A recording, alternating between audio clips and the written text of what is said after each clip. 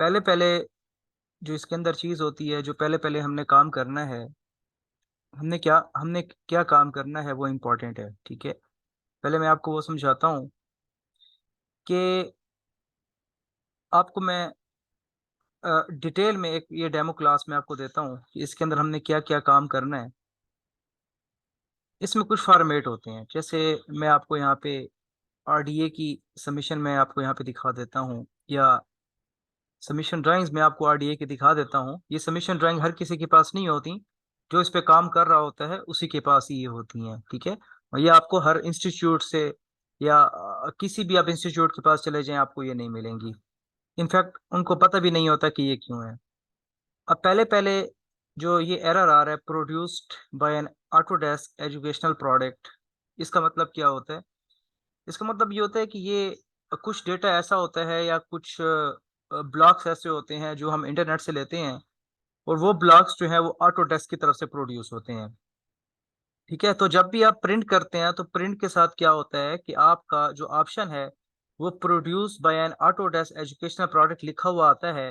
तो इसको भी खत्म करने का एक तरीका है, इसको कैसे खत्म करते हैं वो भी इंशाल्लाह मैं आपको क्लासेस में बताऊंगा। ठीक है, तो इसको कंटिन्यू करें। अब पहले पहले हमारे पास होता क्या है, ये हमारे पास सबमिशन ड्राइंग्स होती हैं, लेकिन स्टिल ये ड्राइंग्स भी कंप्लीट नहीं है। ये जो ड्राइंग है अभी भी ये कंप्लीट नहीं है, इसमें काफी ज्यादा चीजें मिसिंग है, जो मुझे नजर आ रही हैं वो आपको नजर नहीं आ रही। अब इसके अंदर हम क्या करेंगे, अब पहले पहले जब भी आपके पास क्लाइंट आता है तो उसकी डिमांड क्या होती है? उसकी डिमांड सिर्फ एक ही होती है, वो कहता है कि आप हमें साइट पे आओ, सर्वे करके दो। पहले तो मैं इंशाल्लाह आपको सर्वे भी का एरिया भी निकालना भी सिखा दूंगा, वो कोई मसला नहीं है कि किस तरह आप एरिया को कैलकुलेट कर सकते हैं। तो पहले पहले आपके पास जो चीज आएगी वो क्या आएगी, वो आपके पास प्लॉट का साइज आएगा। जैसे ये 36 क्रॉस 75 का प्लॉट है, तकरीबन 10 मरले के राउंड अबाउट बनता है, 30 35 70 के जो प्लॉट है 10 मरले के आसपास बनता है। तो 10 मरले का प्लॉट आपके पास आएगा, तो पहले पहले आपने उसकी प्लानिंग जो करनी है वो ऑटो कैड पे करनी है। ठीक है, ऑटो कैड पे प्लानिंग करने क्यों जरूरी होती है? क्योंकि हम जो क्लाइंट को 2D प्लान देते हैं, यानी ये वो प्लान है जो जिसको हम टॉप से देखते हैं, या ये वो प्लान है जो टॉप से कटा हुआ है। ठीक है, यानी ये दीवारें हैं जो आपको नजर आ रही हैं, ये टॉप से कटी हुई हैं। तो पहले 2D प्लान हमें देना पड़ता है, जिसके लिए शर्त क्या है कि we should know about the AutoCAD. AutoCAD सिर्फ इसके लिए नहीं होता, बल्कि ऑटो कैड आप जो हाईवे के जो क्रॉस क्रॉस सेक्शंस बनाते हैं, अ, आप जो डेटा लेते हैं सर्वे डेटा का, जिसको एसडीआर फाइल्स में लेते हैं, क्योंकि सिविल 3D पे भी मैं काम करता हूँ, क्योंकि मेरी अपनी कंसल्टेंसी है ना जो मैंने ओपन यहाँ पे है। तो उसके लिए क्या है कि यहाँ पे अब आपके पास एक पॉइंट आपके पास यहाँ पे गिवन है कि 2D आपके लिए ऑटो कैड में मस्ट है। अब ऑटो कैड के अंदर हमने क्या क्या चीजें पढ़नी है, ठीक है, वो इम्पोर्टेंट है, वो पहले मैं आपके साथ में डिस्कस कर लेता हूँ। ठीक है, मैं यहाँ पे आपके सामने मैं अपनी कोर्स आउटलाइन पहले यहाँ पे ओपन करता हूँ। ठीक है, क्योंकि हमने जो प्रोजेक्ट करना है वो टोटली हमने रियल बेस्ड प्रोजेक्ट को देखना है। ठीक है, कोई कमांड्स को नहीं देखना, बल्कि रियल बेस्ड प्रोजेक्ट पे हमने इंशाल्लाह काम करना है। ठीक है, तो फर्स्ट ऑफ ऑल यहाँ पे अगर आप देखें तो हमें तो पता है कि यहाँ पे हम क्यों जो है वो बीम पे काम करते हैं, लाइफ साइकिल पे काम करते हैं।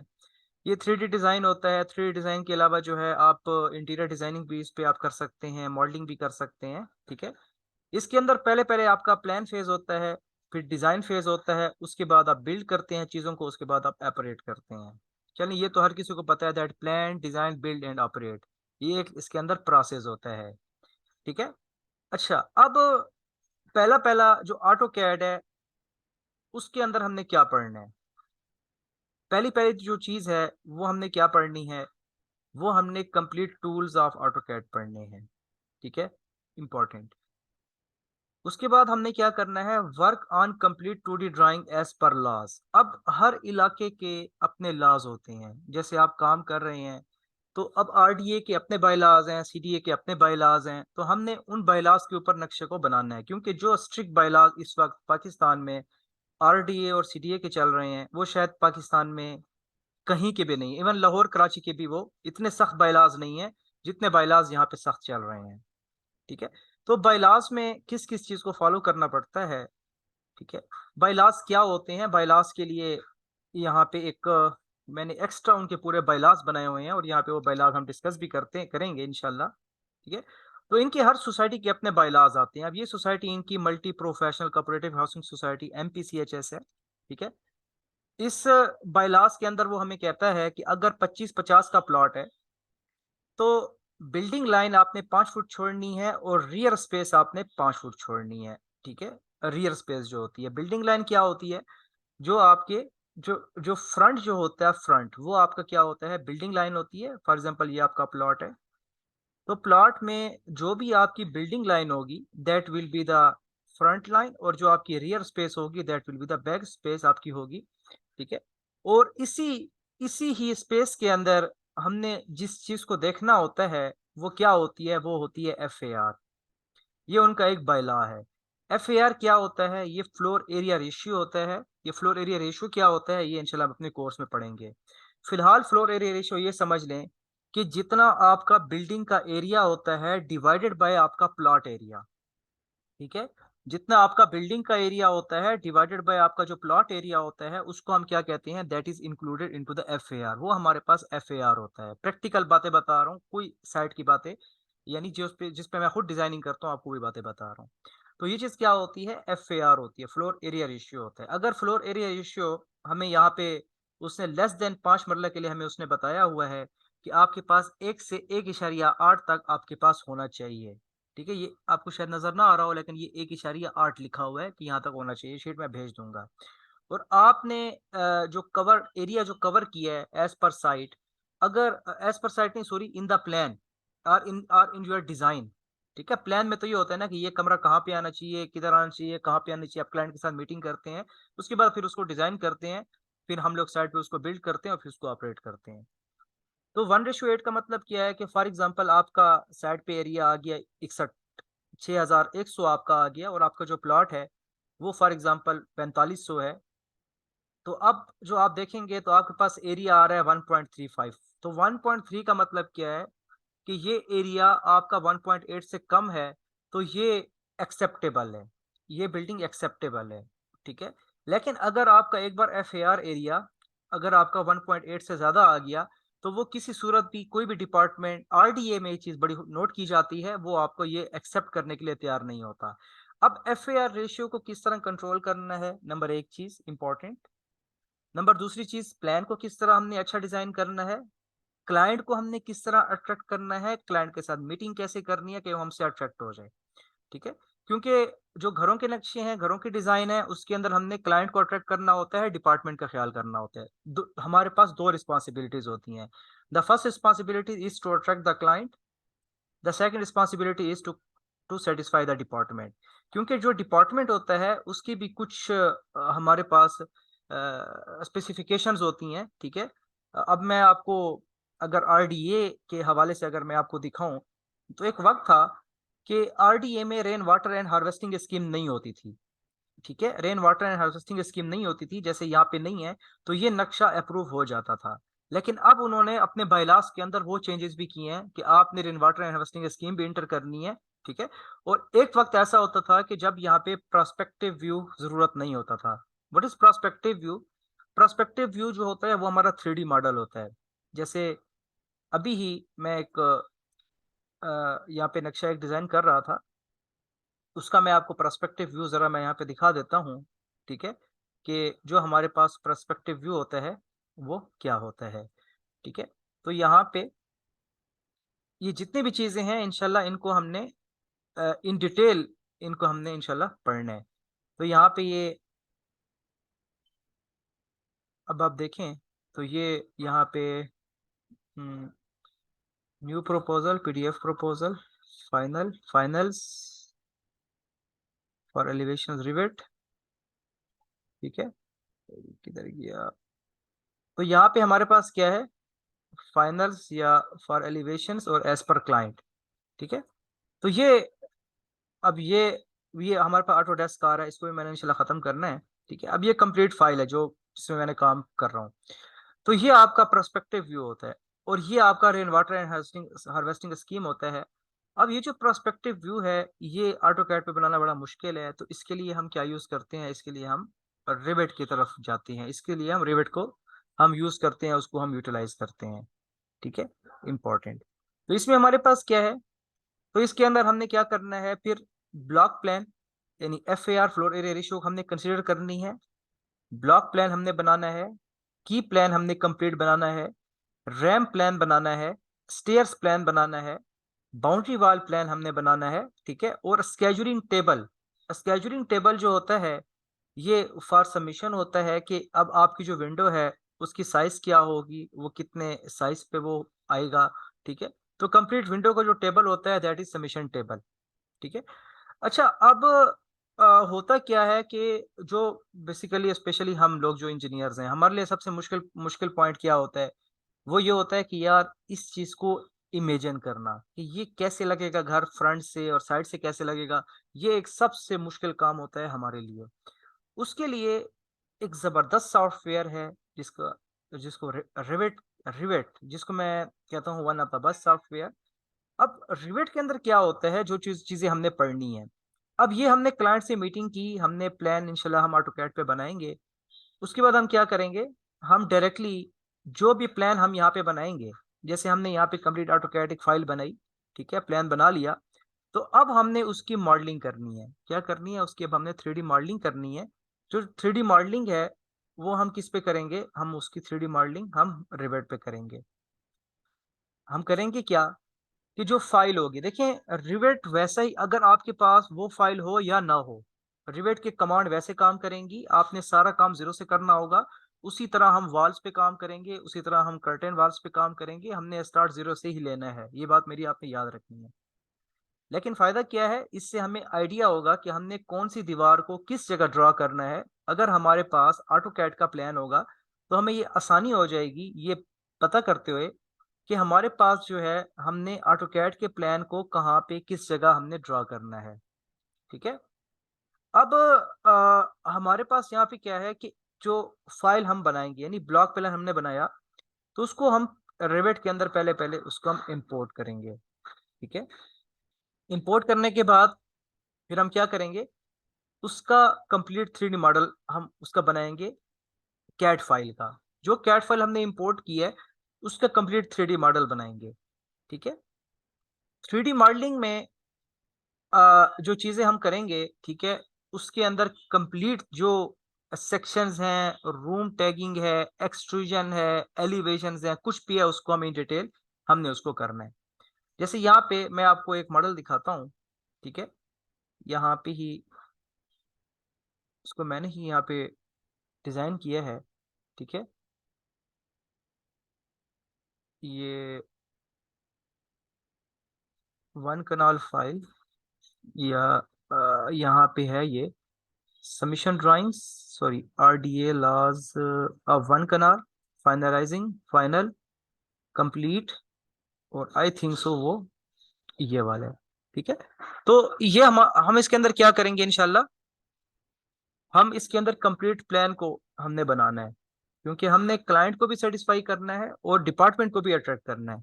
ठीक है, क्योंकि इसके लिए भी कुछ बायलाज हैं, अगर वो बायलाज मैंने आपको साथ साथ पढ़ाना भी शुरू कर दिया, बताना भी शुरू कर दिया, तो इंशाल्लाह आप ये कोर्स नहीं बल्कि आप 100 टाइम्स ट्रेंड होके आप यहाँ से निकलेंगे। ठीक है, तो इसी तरह हम इस पे ये मॉडल बनाएंगे।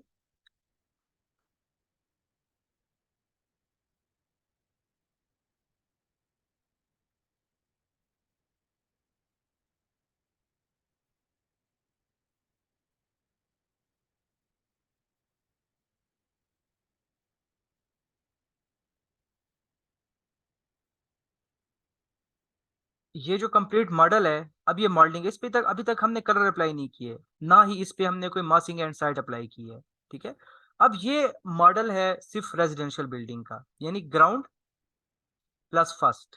तो ये आई थिंक सो ये सिग्नल चले गए थे इसके ना, चले मैं बताता हूँ आपको, स्टार्ट करते हैं। तो हमारे पास क्या है ये, इसमें हमारे पास क्या है, ये कंप्लीट हमारे पास मॉडल है। अब ये ग्राउंड प्लस फर्स्ट क्या है, लेकिन मैंने जो डिस्कस करना है वो मैंने मल्टी स्टोरी बिल्डिंग को भी आपके सामने रख के डिस्कस करना है। क्योंकि मल्टी स्टोरी बिल्डिंग भी इंपॉर्टेंट है, हमारे कोर्स में मल्टी स्टोरी बिल्डिंग भी इंक्लूड है। ठीक है, क्योंकि जरूरी नहीं है कि आपको एक टास्क मिले, हो सकता है आपको इस पे टास्क मिल जाए, फिर आपको कहा जाए मैं मल्टी स्टोरी बिल्डिंग पे टास्क है, मेरे लिए मल्टी स्टोरी बिल्डिंग बनाओ। तो ये जो हमारे पास है ये रेजिडेंशियल प्लस कमर्शियल, तो हम क्या करेंगे, हम ये दोनों जो है वो हम डिस्कस करेंगे। रेजिडेंशियल हम कंप्लीट डिजाइन करेंगे, और कमर्शियल जो है हम इसी रेजिडेंशियल को कमर्शियल के अंदर हम कन्वर्ट कर देंगे। ठीक है, इसमें सेक्शंस, इसमें एलिवेशंस, इसके अंदर स्केजुलिंग, रिवेट, इसके अंदर रूम टैंकिंग, इसके अंदर स्टेयर्स बाय स्केच। अब कुछ स्टेयर्स ये होती हैं कि भाई हमने सिर्फ कमांड लगानी है। ठीक है, स्केजुलिंग के अंदर ये होगा मेजरमेंट शीट्स बनेंगी, हमने कितने क्वांटिटी की, हमने कितने मीटर क्यूब की जो है हमने वाल वाल जो है वो हमने हमारे पास है, कितने की स्लैब है। तो एक एक चीज की हमने मेजरमेंट शीट्स यहाँ पे बनानी है रिवेट के अंदर। ठीक है, उसके बाद रूम टैगिंग है, रूम टैगिंग के अंदर हम डिफरेंट एरियाज को 2 सेकंड में कैलकुलेट करेंगे। Stairs by sketch and by software. अब स्टेयर्स बाय स्केच में क्या है और सॉफ्टवेयर में क्या है, स्केच में हम खुद बनाएंगे, यानी हमारी मर्जी होगी, क्योंकि समटाइम्स जो जो रिवेट स्टेयर बनाता है वो डायरेक्टली स्टेयर तब बनाता है जब आपकी साफ साफ इस तरह की स्टेयर हो। लेकिन सेकंड केस में क्या होता है, अगर सेकंड केस में थोड़े से कट आ जाएं, इस कट से मुराद ये है कहीं पे जगह कम होती है, क्योंकि स्टेयर्स की भी एक प्रॉपर कैलकुलेशन है। अगर कहीं पे जगह कम होती है तो कहीं पे हम इस तरह हम कट लगाते हैं कि हमारी स्टेयर ऐसे आएंगी।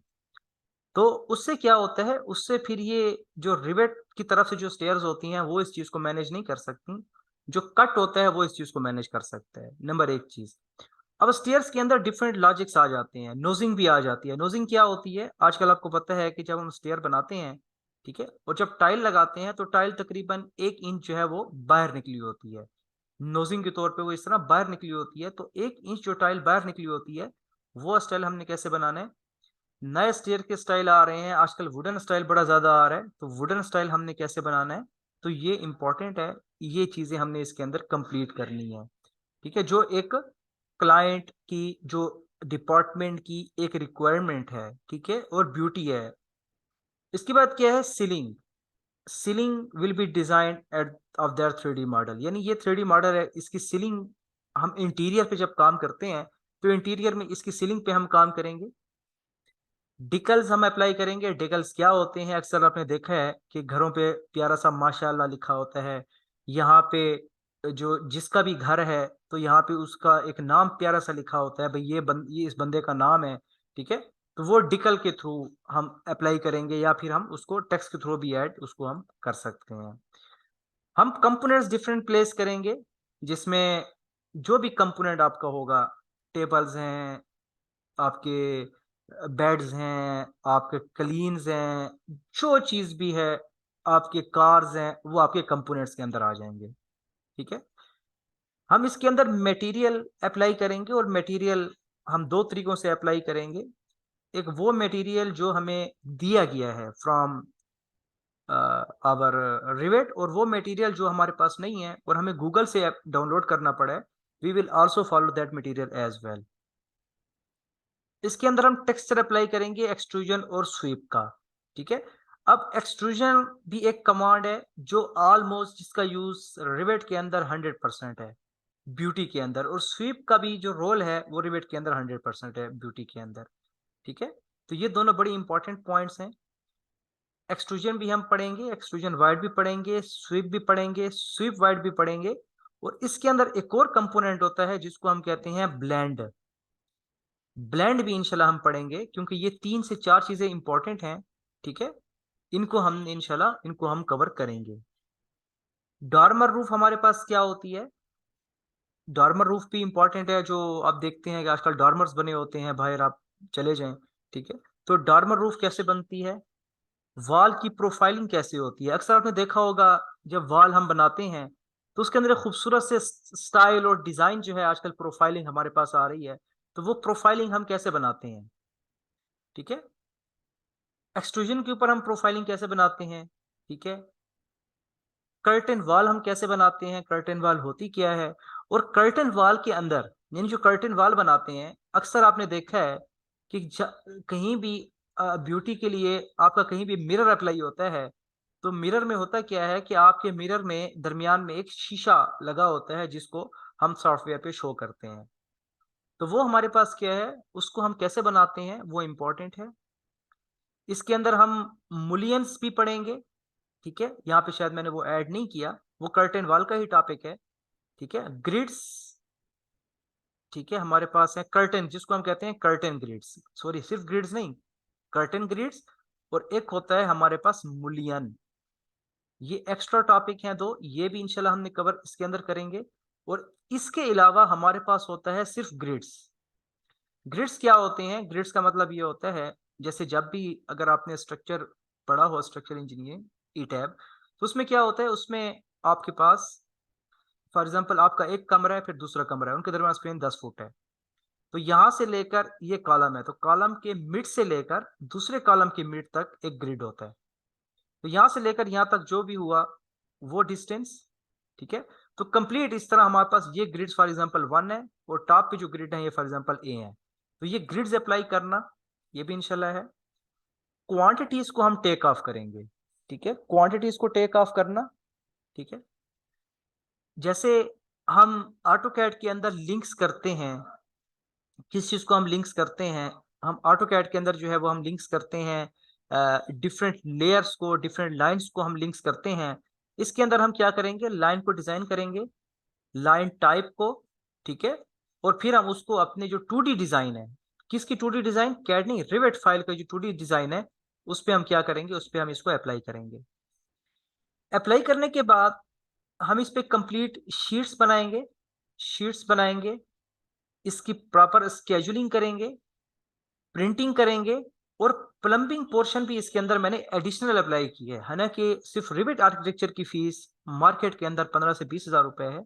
और पता नहीं वो रियल बेस पे काम करवा भी रहे हैं कि नहीं करवा रहे, मुझे नहीं लगता वो करवा सकते हैं, क्योंकि प्रैक्टिकल उन्होंने काम ही नहीं किया इस पे, ठीक है। कमांड तो आपको अभी भी यूट्यूब पे मिल जाएंगी, मेन चीज क्या है कि प्रैक्टिकली काम करना, ठीक है। और इसके अंदर मैंने क्या किया, एक एडिशनल जो है प्लम्बिंग पोर्शन भी रखा है, ठीक है, जिसको हमने इंशाल्लाह पढ़ लेंगे, कोई मसला नहीं है, क्योंकि प्लम्बिंग की डिमांड भी अक्सर क्लाइंट की तरफ से आती है। इसके बाद रेंडरिंग बाय रिवेट, हमने रिवेट के थ्रू रेंडरिंग करनी है, और वीरे के थ्रू हमने रेंडरिंग करनी है। रेंडरिंग से क्या होता है कि ये जो घर है, ये आपको एक ब्यूटी प्लान दिखेगा, ठीक है। इसके अंदर एक और है अप्लाई फ्लोर, फ्लोर भी हमने अप्लाई करना है, ये शायद मैंने इस आउटलाइन को अभी कंप्लीट करना था। फ्लोर भी हमने अप्लाई करना है, और रैम्प भी हमने अप्लाई करना है, जो अक्सर हॉस्पिटल जब होंगे और हॉस्पिटल आपको आ गया कि भाई हॉस्पिटल मेरे लिए डिजाइन करो, तो उसके अंदर तो रैंप होते हैं, क्योंकि मरीज को ऊपर ले जाने के लिए हमें जो है वो रैम्प का यूज करना पड़ता है। तो रैम्प भी इसके अंदर इंक्लूड है, इसके अंदर फ्लोर भी इसके अंदर इंक्लूड है, और रूफ, डार्मर रूफ भी इंक्लूड है, और बाकी किस्म की स्लैब्स भी इसके अंदर इंक्लूड है, ठीक है।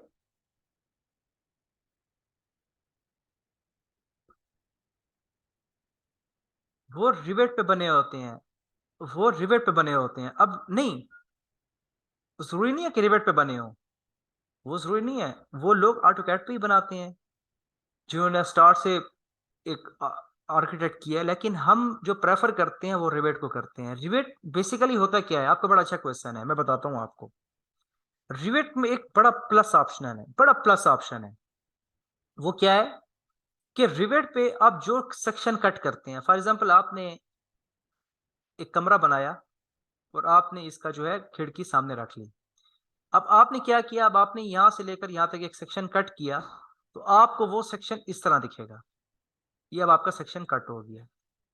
अब मजे की बात क्या है रिवेट में, अब अगर आप चाहते हैं कि इस सेक्शन को मैं उठा के कैड में ले जाऊं, तो इस सेक्शन को उठा के आप इजीली कैड के अंदर ले जा सकते हैं।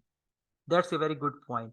तो कैड के अंदर ले जाके वहां पे बस रख लें, और वहां पे जो एडिटिंग होगी फाइल को कंप्लीट करने की, वो मैं आपको सिखाऊंगा कैसे होती है। The thing is that very easy, rivet सबसे इजी सॉफ्टवेयर है अगर सिखाने वाला आपको ठीक बंदा हो, ठीक है। ये सारा काम ये आपका रिवेट पे हुआ पड़े।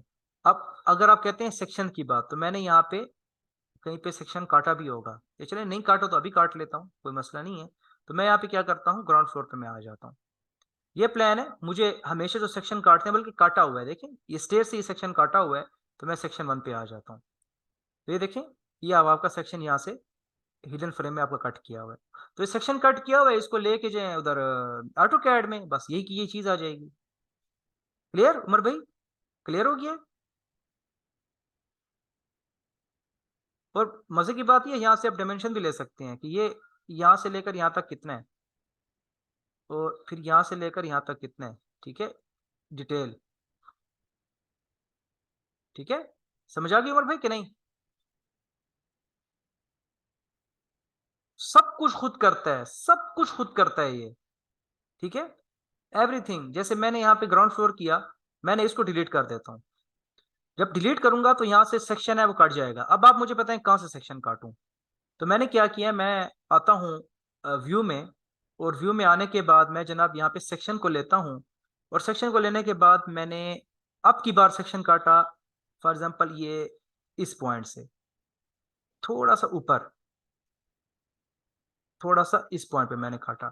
तो अब मैं सेक्शन पे जब आऊंगा तो देखें, अब जो मुझे पॉइंट देगा ये कौन सा देगा भाई, आपने सेक्शन काटा ही इस पॉइंट से, थोड़ा अगर आगे मैं कर भी लूं तो ये आपको वहां तक देगा जहां तक आपने सेक्शन काटा है। ठीक है, तो ये आपको, इसको आप एक्सपेंड भी कर सकते हैं, देखिए ये खुद आपको देगा। ठीक है, क्लियर? तो ये बड़ी जबरदस्त चीज है। अच्छा, 3D मॉडल देखना चाहते हैं, 3D पे है, इसको आप 3D में यहाँ पे नोटिफाई करें। फ्रंट से देखना है, यहाँ से देखें। दूसरा तरीका फ्रंट से देखने का क्या है, साउथ से देखें। ये साउथ से अभी आपको नजर आ रहा है, तो पीछे आपको नजर आ रहा है कि ओवरहेड वाटर टैंक है। तो आपने यही चीज लेके आपने ऑटो कैड में जानी है। But what is the most important thing you should follow, the most important thing you should follow is the distance, the total distance. आपका ये डिस्टेंस और आपका जो सेक्शन का डिस्टेंस है, यानी ये डिस्टेंस डी आई यहां से लेकर जो ऊपर तक है। अभी देखिए ये आपका यहाँ पे 35 आ रहा है, राउंड अबाउट आपका आ रहा है। ठीक है, लेकिन अगर आप इस ड्राइंग को थोड़ा आप एक्सपेंड करोगे यहाँ पे, ठीक है, और अब आप चेक करोगे डी आई, ये और ये पॉइंट, ये देखिए ये है 33 फुट 6 इंच। और अगर आप इसको साउथ से देखोगे तो ये भी 33 फुट 6 इंच है। They both must be equal in AutoCAD. अगर ये दोनों इक्वल नहीं है तो आपके पैसे जाया करने हैं। आपने सिर्फ प्रिंटिंग में, जो प्रिंटिंग होती है उसके 2000 रुपए लेते हैं प्रिंट वाले। तो रीप्रिंटिंग का एक बार वो रीप्रिंट फ्री करवाते हैं, दूसरी बार वो पैसे लेते हैं। तो अगर आपके इस सेक्शन में और जो क्रॉस सेक्शन है उसके अंदर जो अगर आपका डिफरेंस आ गया तो वो आपका प्लान रिजेक्ट हो जाएगा। इंपॉर्टेंट, ठीक है, ये कुछ इंपॉर्टेंट बातें हैं जो प्रैक्टिकली बातें हैं, मैं बता रहा हूँ आपको। ठीक है, तो ये इन चीजों का ख्याल करना पड़ता है। प्रिंट निकालना है, रेंडरिंग करनी है वीरे से, उसके बाद हमने क्या करना है, ल्यूमियन। अब ल्यूमियन भी एक सॉफ्टवेयर है जिस पे हमने काम करना है। ठीक है, मैं लिंक दोबारा भेज देता हूँ, तो इस पे फिर हम डिस्कस कर लेते हैं।